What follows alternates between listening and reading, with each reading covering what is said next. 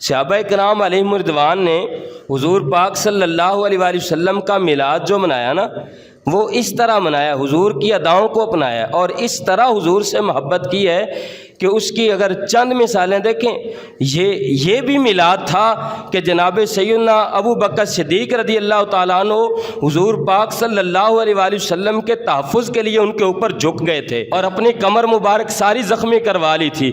یہ بھی میلاد تھا کہ جب آپ نے ہوش سنبھالا تو آپ کی والدہ پوچھتی ہیں، بیٹا بتاؤ کیا حال ہے؟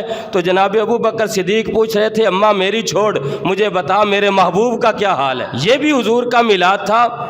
اور یہ بھی حضور کا میلاد تھا جب سیدنا عمر بن خطاب رضی اللہ تعالیٰ عنہ آپ ایک اماں کے سامنے کھڑے تھے، جب اماں پوچھ رہی تھی میں قیامت والے دن عمر سے پوچھوں گی میرے بچے تو بھوکے سوتے تھے، تو کون سا حکمران تھا؟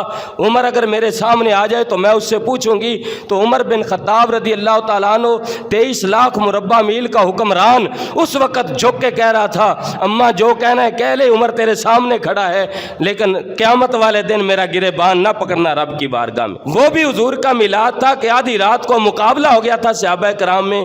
جناب سیدنا عمر بن خطاب دیکھتے تھے لوگوں کے گھروں میں جا جا کر اور دیکھتے تھے کہ ایک اماں معذور ہے اور نابینا ہے، اس کے گھر کا پانی بھرا ہوں، اس کے برتن دھویا ہوں، اس کے گھر کے کام کاج کر رہا ہوں، لیکن جب بھی آتے دیکھتے کام ہو چکا ہوتا۔ پھر آپ نے کہا کہ آج ساری رات بیٹھ کے پہرا دیتا ہوں۔ جب ساری رات بیٹھ کے پہرا دینے کی ٹھانی تو پتہ چلا جناب سیدنا ابو بکر صدیق وقت کے خلیفۃ المسلمین ہیں، دیکھا کہ وہ آ کے خود اماں کے گھر کی صفائی کر رہے ہیں۔ یہ بھی حضور کا میلاد تھا۔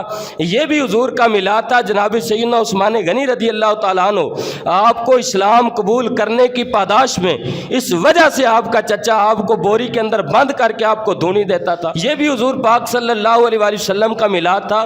حضرت خباب بن ارت رضی اللہ تعالیٰ عنہ آپ کو سولی پہ لٹکا دیا جاتا اور کچوکے مارے جاتے اور کہا جاتا کہ ایک مرتبہ کہو اپنے محبوب کے خلاف بات تمہیں بھی چھوڑ دیا جائے گا۔ تو آپ فرماتے خدا کی قسم میرے جسم کی بوٹی بھی اگر تم نوچ لو تو میں اتنا بھی برداشت نہیں کرتا کہ اللہ کے حبیب کو ایک کانٹا بھی چبھے۔ یہ بھی میلاد تھا، حضور کے عزت کا تحفظ تھا۔ یہ تھا حضور کے ناموس کا اصل تحفظ تھا۔ حضرت خبیب رضی اللہ تعالیٰ عنہ سے کسی نے پوچھ لیا تھا کہ آپ بتائیے حضور پاک صلی اللہ علیہ وآلہ وسلم سے محبت کس چیز کا نام ہے؟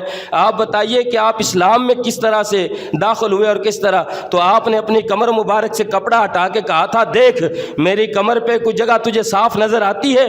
ساری جگہ پر گھاؤ پڑے ہوئے تھے، پوری کمر پر جلنے کے گھاؤ پڑے تھے۔ اور بتایا کہ مجھ سے پوچھتے ہو کہ حضور سے محبت کس چیز کا نام ہے؟ حضور کی محبت نے لوگوں نے جلتے کوئلوں پر مجھے جلایا، جلتے انگاروں پر لٹاتے تھے اور اوپر قدم رکھ کے کھڑے ہو جاتے تھے کہ میں کروٹ بھی نہ بدل سکوں۔